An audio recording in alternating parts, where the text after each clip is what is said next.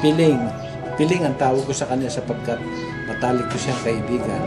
Ay isa sa mga mahusay na mga awit ng dating grade school na NVSAT.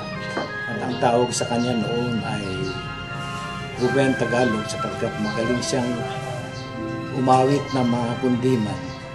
Magandang daan na kanilang tinahak na sumunod sa makadiyos na namumuhay. Si Sir, unang-una naging teacher ko yan during my high school days. Stricto yan.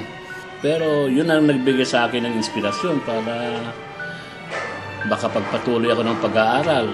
Brad ko rin yan sa KC. Sa nights, senior brother ko yan, si Mr. Namit. Kalog yan kahit sa meeting parang bata yan. Natira kami sa isang bahay ng panahon ng hapon sa aking lola Porosa. Ang lola namin iyan ay siya rin nagpalaki sa kanya.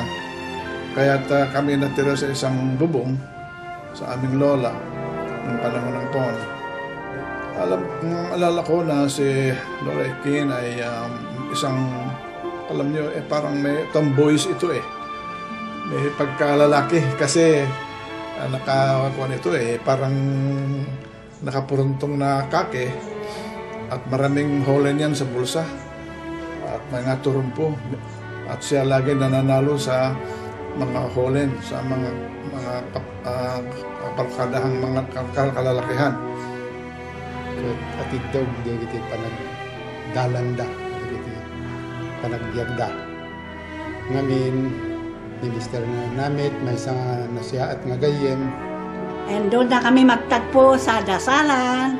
Kung minsan pupunta kami doon sa paglulutuan nilang kanin. Alam nyo yung tutong, yun ang kuwan namin noon, yun ang sitsiron namin. Ito naman si Kumariko Ekin, alam nyo nung bata yan, mahilig yan sa tatsing. Marunong siyang magtatsing. During college days, we were so lucky to pass the entrance examination at the Philippine Normal School. Yung Philippine Normal School now is called Philippine Normal University. Doon kami nag-graduate kay Ekin. Kaya lahat ng schooling namin, andun kaming dalawa. We are always together. And I consider Mr. Namit as a very strict professor, but very effective and intelligent as far as learning is concerned. I owe a lot from Mr. Namit. I was under his classes. He is a contributor in my development. It's really amazing that you have reached your 50th anniversary in your married life. And it's very nice to have you renew your vows with God's grace. I hope and pray that